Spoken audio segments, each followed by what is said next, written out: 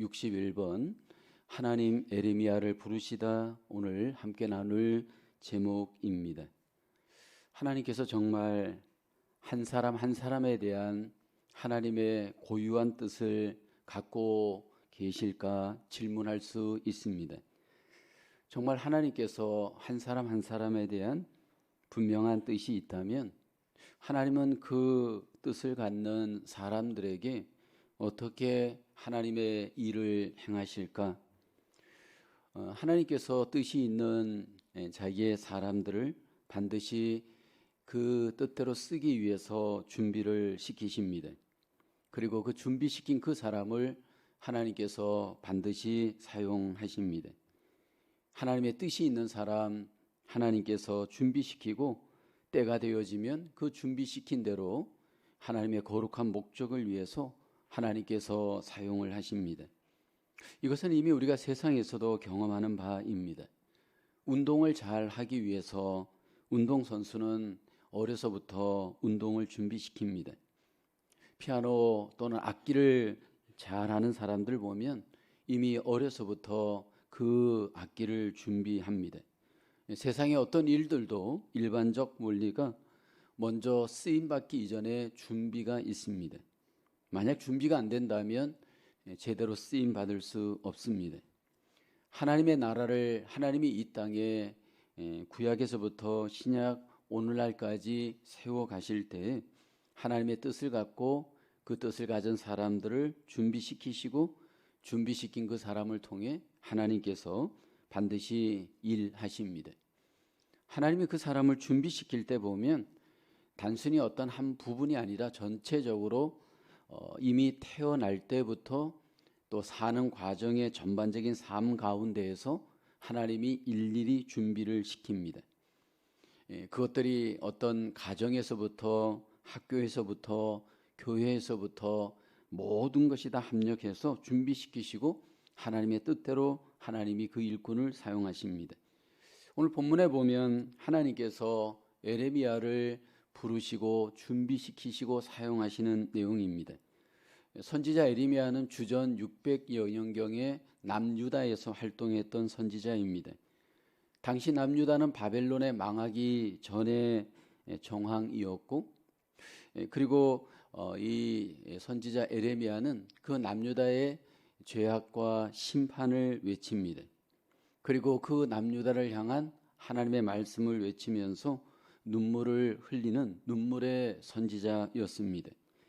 그러나 유대 나라는 이 선지자 에레미야의 메시지를 듣고도 전혀 회개하지 않고 그를 거부하고 그를 오히려 대적하고 핍박하며 죽이려고까지 했습니다.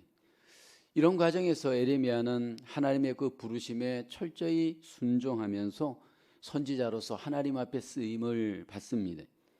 오늘 이 에레미야의 하나님의 그 부르심의 모든 과정과 사용을 바라보면 여전히 지금도 어떻게 하나님이 하나님의 일꾼을 준비시키시고 사용하시는지 하나님의 뜻을 배웁니다. 첫째로 하나님은 우리가 태어나기 전부터 우리를 위한 계획을 가지고 계십니다. 에레미야서 1장 4절 5절을 보면 여호와의 말씀이 내게 임하니라 이르시되 내가 너를 모태에 짓기 전에 너를 알았고 내가 배에서 나오기 전에 너를 성별하였고 너를 여러 나라의 선지자로 세우노라 하시기로 하나님께서 에레미야에 대한 놀라운 계획과 뜻이 꿈이 있었음을 선포합니다. 많은 가정의 부모들이 이 자녀들이 이 땅에 태어나기 전 또는 태어나는 가정에 자녀들에 대한 꿈을 부모들이 갖습니다. 이 자녀에 대한 꿈이 있는 부모들은 아이들이 태어나기 전부터 어떤 분들은 그 꿈에 대한 준비를 하고 또 자라나는 과정에서도 그 꿈을 위한 아이들을 준비시키시는 부모들이 있습니다. 예를 들어서 그 자녀가 운동선수라면 이미 어려서부터 준비를 시킵니다.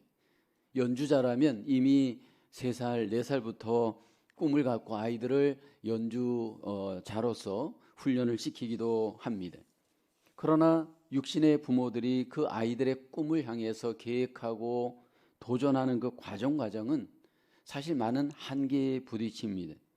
왜냐하면 아이들이 그 꿈이 없거나 목표가 없거나 또는 어떤 타고난 어떤 재능이나 기질이 맞지 않으면 그 꿈을 이루기가 쉽지가 않습니다.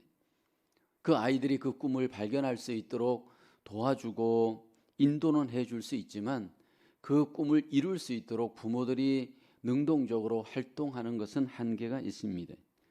그러나 하나님은 다릅니다. 하나님은 자기 자녀들, 자기 백성들에 대한 꿈을 갖고 준비시키실 때 인간과 다르십니다. 하나님은 능동적으로 역할을 주도하시고 감당을 해내십니다. 에레미야에 대한 하나님의 꿈은 선지자였습니다. 그 꿈을 갖고 하나님이 그를 잉태케 하십니다. 이미 태어나기 전부터 선지자로 계획하시고 그리고 마침내 준비시키시고 부르십니다.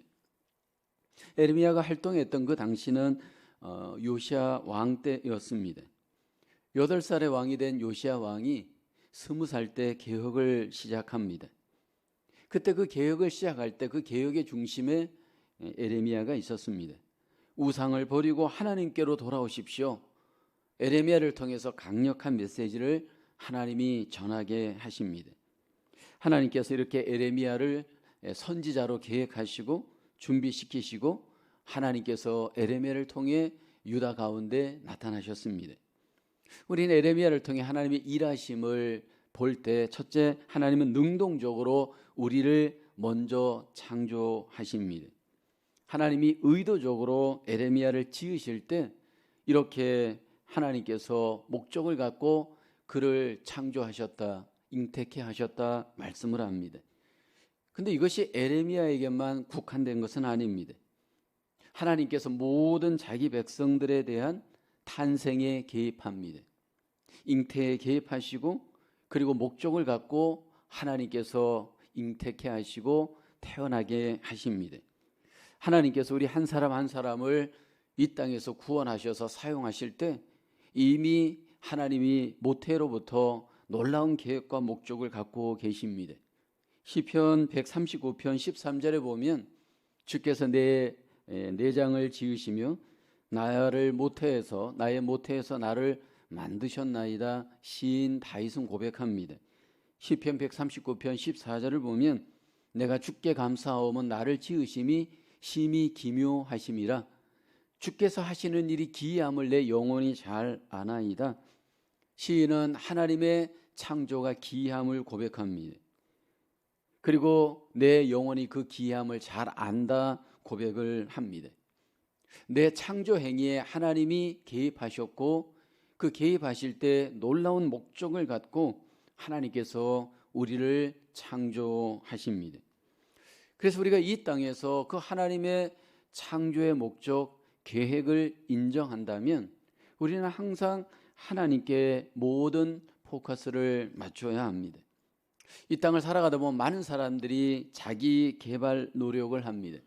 공부도 하고 기술도 배우고 운동도 하면서 우리의 어떤 여러 가지 우리 자신들의 개발을 위해 노력을 합니다. 근데 문제는 이 개발이 자기 우상이 되어지는 경우가 많잖아요. 자기를 개발하여서 하나님께 쓰임받고 영광을 돌리는 것이 아니고 열심히 영과 유혹과 모든 것들이 노력하여서 자기를 보존하고 자기 우상을 자기가 우상이 되어지는 이런 경우가 많이 있습니다.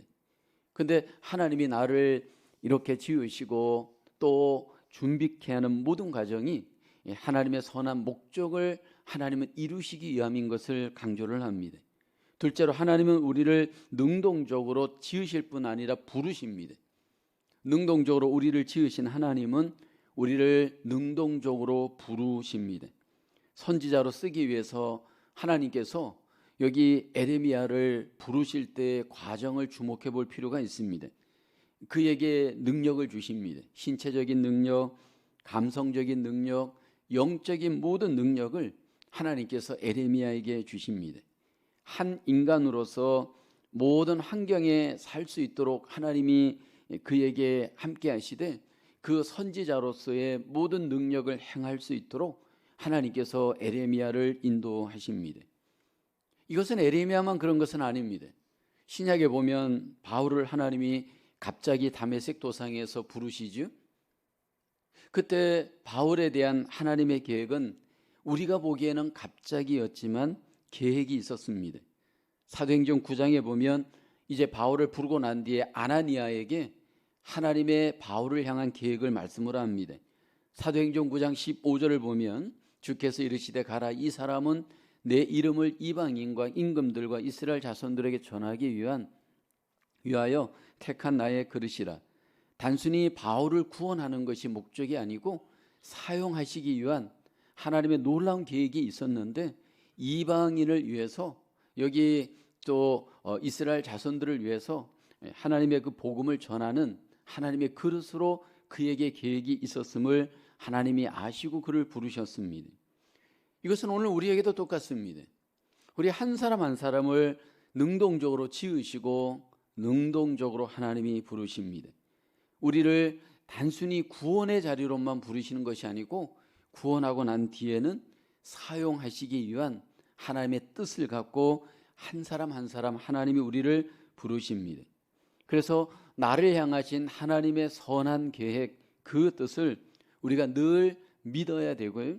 그리고 그 뜻을 갖고 나를 사용하신 하나님을 늘 우리가 기억하며 하나님께 영광을 돌려야 할 줄로 믿습니다.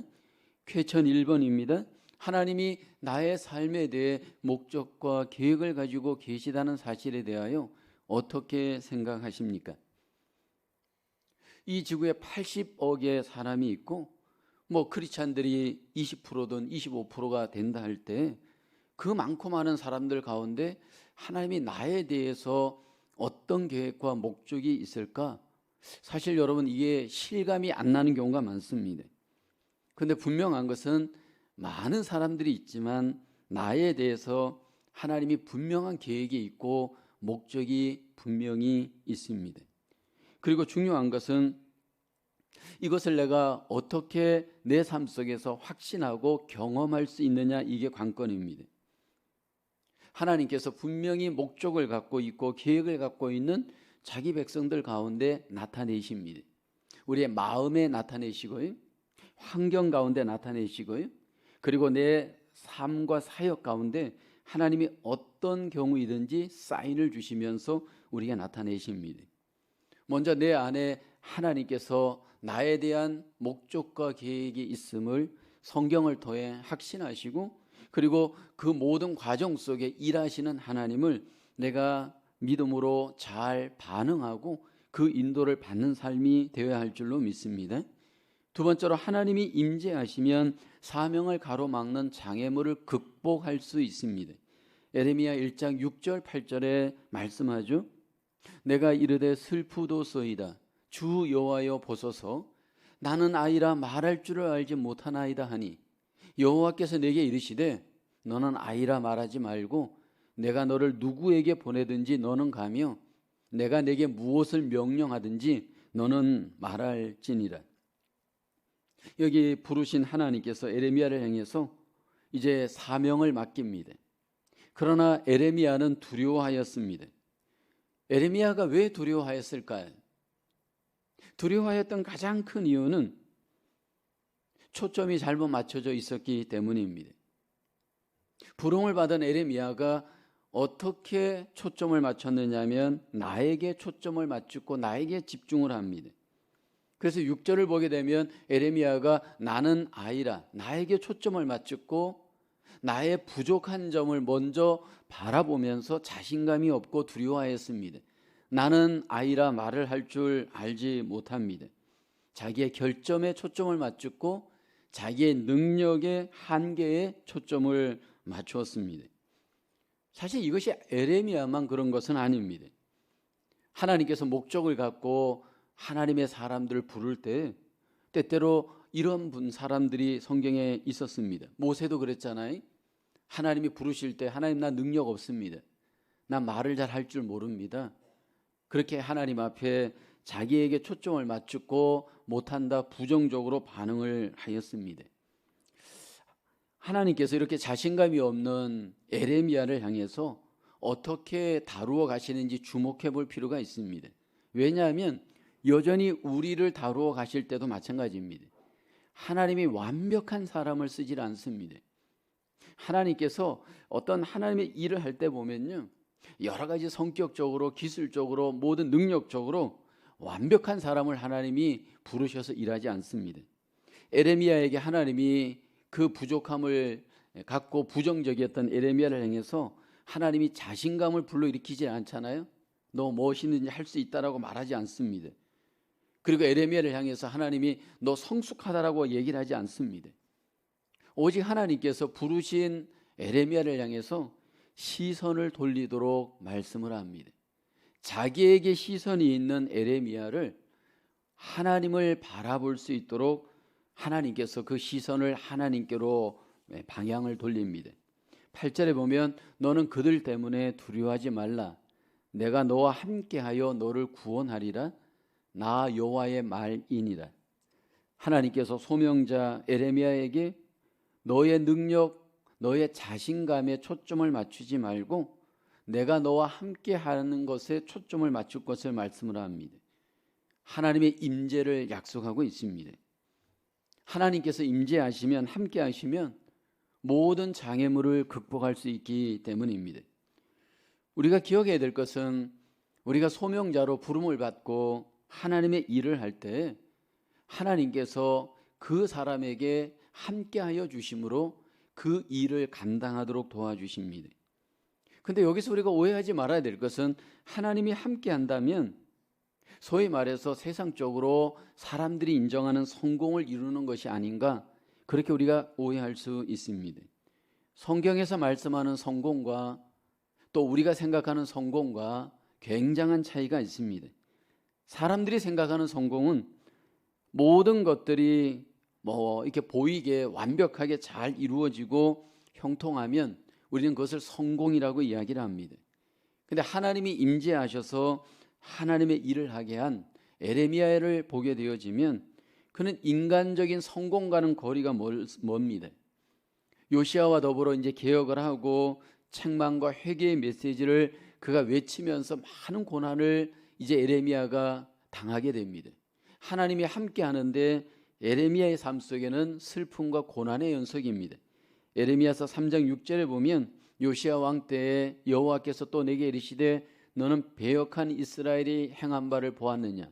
그가 모든 높은 산에 오르며 모든 푸른 나무 아래로 가서 거기서 행음하였도다. 책망의 메시지, 죄악의 그 문제점들을 책망을 합니다. 그러면서 에레미야서 3장 14절에 보면 회개를 외치죠. 여호와의 말씀이니라. 배역한 자식들아 돌아오라. 그러면서 메시지를 전하면서 에레미야의 삶은 슬픔의 연속입니다. 에레미야 4장 19절에 보면 슬프고 아프다. 내 마음속이 아프고 내 마음이 답답하여 잠잠할 수 없으니 이는 나의 심령이 나팔소리와 전쟁의 경보를 들음이로다. 에레미야의 사역과 삶은 하나님이 함께 있지만 성공과 거리가 멉니다. 오직 슬픔이었고 고통의 연속이었습니다. 에레미야서 25장 11절에 보면 에레미야를 통해 하나님은 이 메시지를 합니다. 이 모든 땅이 폐허가 되어 놀랄 일이 될 것이며 이 민족들은 70년 동안 바벨론의 왕을 섬기리라. 하나님께서 에레미야에게 이 메시지를 전하게 합니다. 그리고 에레미야는 고통 속에, 눈물 속에 신실한 주의 사역을 감당을 합니다. 이 사람이 정말로 하나님의 일꾼이냐, 하나님의 소명자냐, 성공을 통해서 그것을 확증하는 것이 아닙니다. 하나님이 기대하시고 인정하시는 성공은 그런 성공이 아니고 신실하게 하나님의 일을 감당해 내느냐가 성공의 기준입니다. 하나님의 일을 할 때 하나님이 함께 하지만 하나님은 고통을 반드시 허용합니다. 에레미야에게 고통이 있었고요. 이 땅에 오셨던 예수님도 사역을 하실 때 고통에서 시작하여 고통으로 끝났습니다. 사도 바울도 예외가 아닙니다. 그런데 그 사역은 전부 성공한 사역입니다. 왜냐하면 고난 속에서도 끝까지 신실하게 그 일을 감당하였기 때문입니다. 그래서 우리가 하나님의 일을 할 때 정말로 부름받고 소명자로서 이 사람이 하나님의 신실한 일꾼인지 아닌지를 볼 수 있는 것은요, 끝까지 그 일을 감당해 내느냐를 보면 알 수 있습니다. 이런 분들이 있잖아요. 좋을 때 잘할 때는 잘합니다. 근데 고난이 올 때, 힘들 때, 어려울 때 보면 그 자리를 이탈하여서 그만두는 경우가 있잖아요. 성공이란 하나님이 맡긴 일을 신실하게 끝까지 감당해 내는 겁니다. 잘 될 때 여러분 우리가 일하는 것은 쉽습니다. 근데 고난이 올 때, 안 될 때 그 일을 끝까지 하는 것은, 이것은 하나님의 함께 하심이 없이는 불가능합니다. 그래서 우리가 함께 하나님의 일을 할 때 하나님께 모든 것을 맡기고 신실하게 끝까지 그 일을 감당해 내는 것, 이것을 주님이 기뻐하시고 인정하십니다.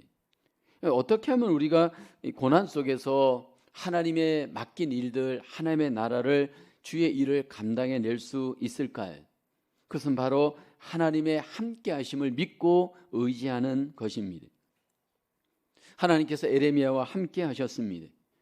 그리고 고난 속에서 함께 하시면서 신실하게 견디면서 그 일을 할 수 있도록 도와주셨습니다. 이것은 지금도 우리에게 하나님이 여전히 사명자들을 함께 하시면서 하나님이 도와주시는 줄로 믿습니다. 그래서 내 삶 속에 고난이 있고 어려움이 있지만 하나님이 함께함을 믿고 신실하게 그 일을 하나님 앞에 감당해내는 하나님의 일꾼으로 우리가 하나님 앞에 드려야 할 줄로 믿습니다. 퀘천 2번입니다. 나는 하나님의 변함없으신 임재를 기억하면서 복음을 위하여 일하고 있습니까? 우리가 하나님의 함께하심을 기억하지만 때로 그 기억이 우리 속에서 잊혀지는 경우가 있습니다. 고난이 있을 때, 어려움이 있을 때, 문제가 있을 때 하나님이 정말 함께하고 계실까? 우리 속에 그러한 의심이 들 때가 있습니다. 그것은 우리의 감정이고 우리의 생각일 뿐입니다.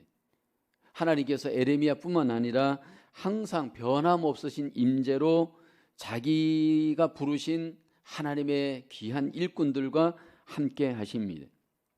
특별히 결과가 좋지 않을 때 여러분, 우리가 하나님의 함께 하심을 믿어야 됩니다.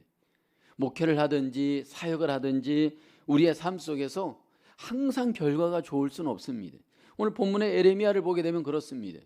하나님이 함께 하셨는데 그에게 나타나는 삶의 결과는 그렇게 썩 좋은 결과가 나타나지 않았습니다. 근데 삶이 이렇게 고난이 있고 결과가 좋지 않고 어려운 정황 속에서도 하나님이 나와 함께 하심을 믿고 신실하게 복음을 위하여 하나님 앞에 우리를 내어드릴 때 하나님께서 결국 때가 되어지면 역사하시고 열매를 맺게 해 주시는 줄로 믿습니다. 항상 함께 하신 하나님의 임재를 기억하면서 우리가 주를 위해, 복음을 위해 살아가는 저와 여러분의 삶으로 하나님 앞에 드려질 수 있기를 주님의 이름으로 축복합니다. 세 번째로 우리는 하나님의 말씀을 선포해야 합니다. 에레미야서 1장 9절로 10절에 하나님께서 이제 에레미야를 부르신 목적을 말씀을 합니다. 여호와께서 그의 손을 내밀어 내 입에 대시며 여호와께서 내게 이르시되 보라, 내가 내 말을 내 입에 두었노라. 보라, 내가 오늘 너를 여러 나라와 여러 왕국 위에 세워 내가 그것들을 뽑고 파괴하며 파멸하고 넘어뜨리며 건설하고 심게 하였느니라 하시니라. 하나님께서 이제 에레미야에게 받은 말씀을 선포할 것을 말씀을 합니다. 내 말을 내 입에 두었다 말씀을 합니다. 하나님의 말씀은 하나님의 말씀으로서의 권세가 있습니다. 그리고 그 말씀은 반드시 권세 있게 역사를 합니다. 에레미야가 하나님의 말씀을 받았을 때 항상 이 말씀을 선포할 때 그 말씀의 권세를 반복하여서 이렇게 고백합니다. 에레미야서 1장 4절에 보면 여호와의 말씀이 내게 임하니라. 에레미야 1장 11절에 보면 여호와의 말씀이 또 내게 임하니라. 에레미야 1장 13절에도 보면 여호와의 말씀이 다시 내게 임하니라. 하나님께서 에레미야에게 임하였습니다. 말씀으로 임하였고, 그리고 그 말씀을 받은 에레미야는 받은 말씀을 가감없이 유대 가운데 전하였습니다. 여러분, 하나님께서 에레미야를 부르시고 말씀을 주시고 그리고 에레미야는 그 받은 말씀을 전했습니다. 근데 에레미야 당시에 가장 큰 어려움이 에레미야에게 있었습니다. 하나님의 말씀을 전하지 않고 자기 생각을 하나님의 말씀이라고 전하는 거짓 선지자들이 있었습니다.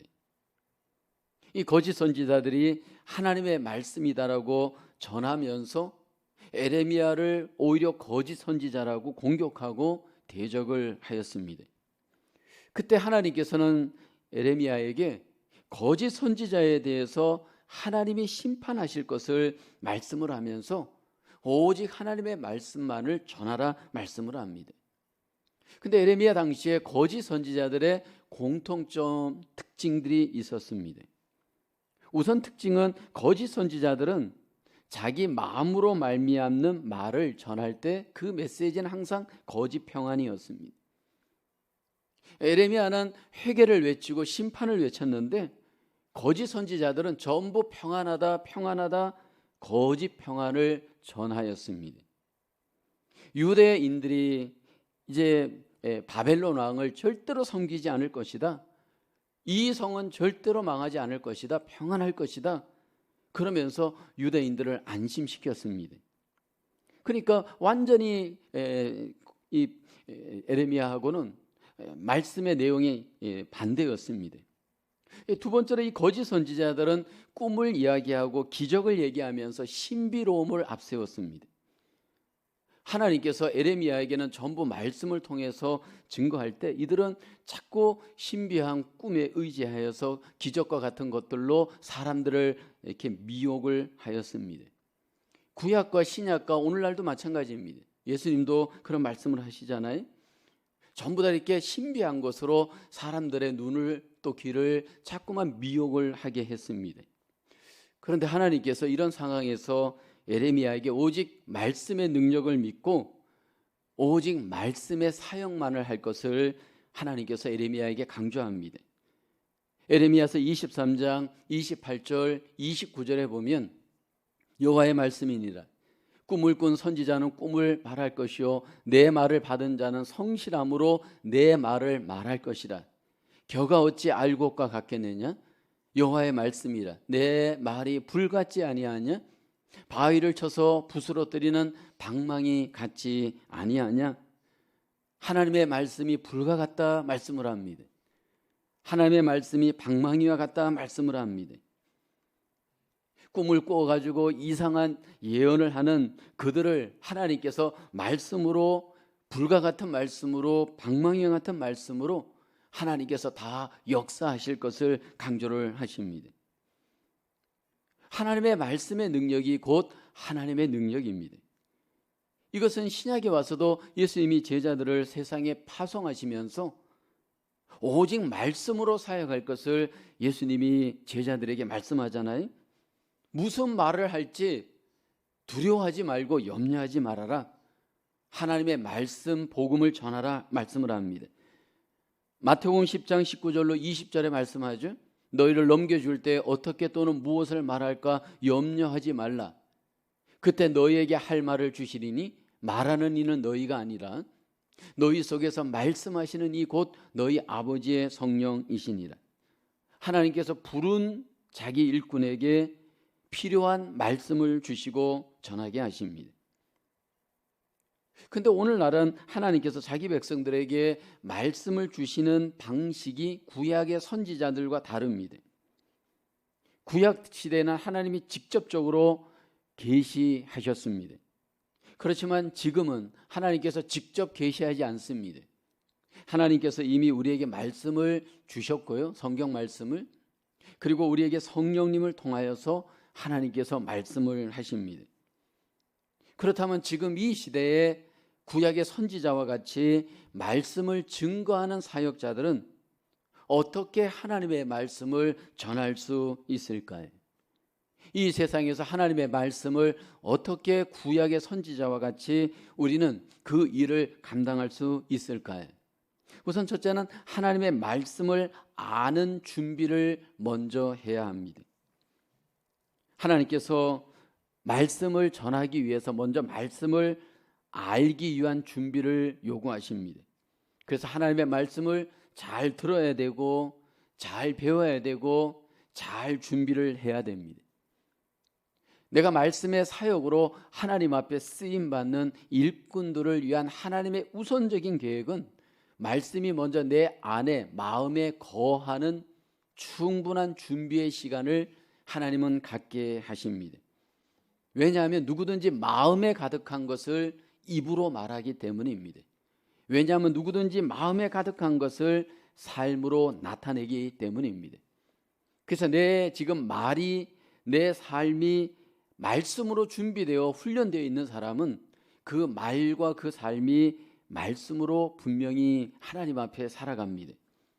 그리고 한 걸음 더 나가서 이제 하나님의 말씀을 고난 가운데 선포해야 합니다.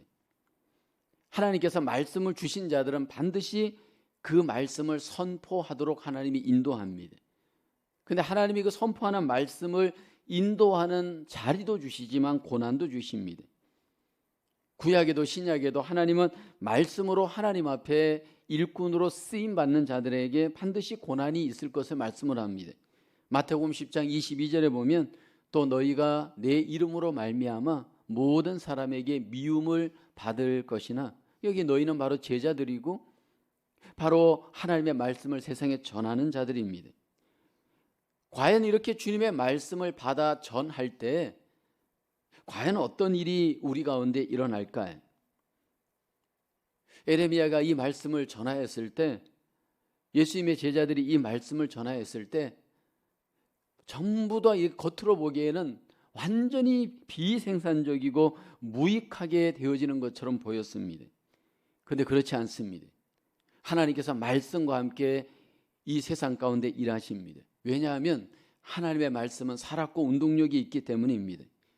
히브리서 4장 12절에 보면 하나님의 말씀은 살아있고 활력이 있어 좌우의 날선 어떤 것보다도 예리하여 혼과 영과 및 관절과 골수를 찔러 쪼개기까지 하며 또 마음의 생각과 뜻을 판단한다 말씀을 합니다. 하나님의 말씀의 능력이 살아있습니다. 그리고 그 말씀이 반드시 역사합니다. 누구에게 역사할까요? 누가 과연 하나님의 말씀을 받을까요? 작정된 자, 예비된 자들이 있습니다. 이 세상 가운데 하나님께서 예비되고 작정된 자들에게 이 말씀을 듣고 말씀의 능력을 경험하도록 일합니다. 사도행전 17장 11절 13절에 보면 베레아에 있는 사람들은 데살로니가에 있는 사람들보다 더 너그러워서 간절한 마음으로 말씀을 받고 이것이 그러한가 하여 날마다 성경을 상고하였다 말씀을 합니다. 구약에도 예비된 사람이 있었고 신약에도 예비된 사람이 있었고 지금도 예비된 사람이 있습니다.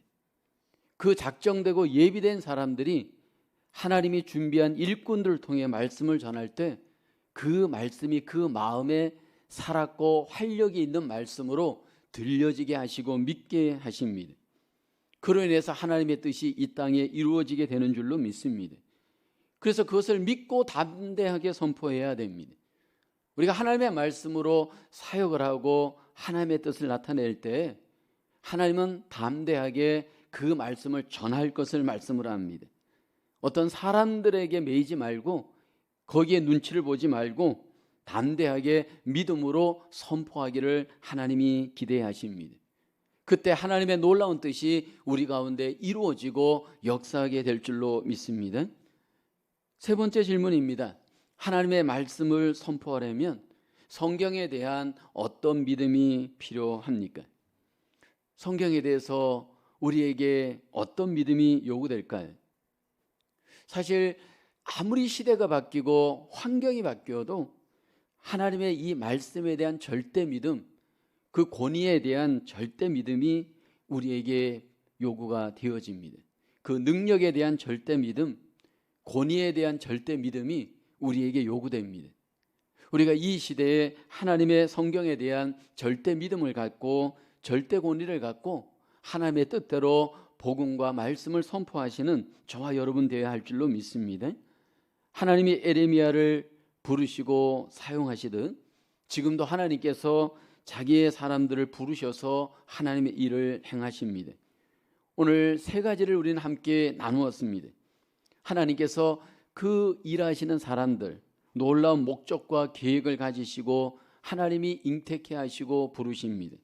그리고 하나님이 함께 하시는 그 모든 사역자들, 사명자들은 하나님이 모든 장애물을 극복하게 하시고 함께 해 주십니다. 그리고 마지막으로 하나님의 말씀을 선포케 하시고 선포케 되는 그 말씀을 통해 하나님이 일하시는 줄로 믿습니다. 어떤 대가를 치르더라도 하나님이 우리를 부르시고 맡겨주신 귀한 말씀, 이 복음이 담대하게 세상 가운데 선포되어져 하나님의 귀한 뜻을 이루시는 사명자로, 사역자로 우리 모두가 쓰임받을 수 있기를 주님의 이름으로 축원합니다.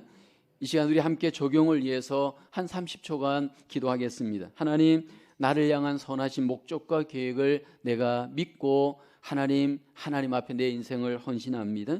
두 번째는 어떤 장애물이 있어도 잘 극복하게 도와주시고 하나님의 말씀을 절대 무한 하나님의 말씀으로 믿고 하나님 권위로 믿고 하나님 증거하고 선포하게 하옵소서. 우리 함께 사명을 위해서 우리에게 주신 이 말씀을 위해서 함께 기도했으면 좋겠습니다. 기도하겠습니다.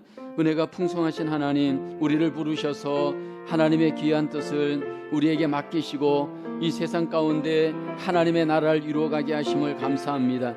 하나님, 우리를 모태로부터 이미 계획을 하시고 뜻을 갖고 우리를 부르셔서 구원하여 주시고 하나님의 귀한 사명을 주심을 감사합니다. 어떤 어려움이 있어도 하나님이 나와 함께 하심을 믿고 아버지 하나님 두려워하지 말고 하나님 모든 사명을 감당할 수 있는 저희들 되게 하여 주시옵소서. 아버지, 우리가 이 말씀을 이 세상 가운데 선포하기를 원합니다. 담대하게 선포하게 도와주옵소서. 어떤 어려움과 환난이 있어도 우리가 두려워하지 않고 담대하게 하나님의 복음을 전파하며 이 땅에 하나님 나라를 이루어갈 수 있는 아버지여 저희들의 삶이 되게 도와주시옵소서. 역사하여 주옵소서. 은혜가 풍성하신 하나님, 에레미야를 부르시듯 우리를 부르셔서 하나님의 귀한 목적과 계획을 갖고 우리를 부르시고 사용하여 주심을 감사합니다. 어떤 어려운 상황에서도 장애물이 있어도 나와 함께 하시는 하나님을 바라보며 우리에게 맡겨진 모든 사명과 사역을 감당할 수 있는 주의 일꾼 되게 하여 주시옵소서. 먼저 우리에게 복음을 맡겨주시고 말씀을 우리에게 위임하여 주시고 하나님, 이 세상 가운데 삶으로 입술로 나타나게 하신 하나님의 뜻을 우리가 기억합니다. 하나님, 우리가 담대하게 선포하게 하시고 담대하게 삶으로 증거할 수 있는 저희들 되게 하여 주시옵소서. 또 한 주간의 삶을 살아갈 때 우리의 삶이 하나님의 영광을 위하여 사는 삶이 되게 하시고 하나님의 나라를 이 땅에 이루는 하나님의 귀한 백성들의 삶이 될 수 있도록 하나님 은혜 베풀어 주시옵소서. 우리의 영과 육을 강건하게 지켜주시고 어떤 환경 속에서도 함께 하시는 하나님과 더불어 이기고 승리하며 하나님의 뜻을 이루어가는 복된 한 주간 되게 하여 주시옵소서. 모든 영광을 주께 올리오며 감사하고 예수님의 이름으로 기도하옵나이다. 아멘.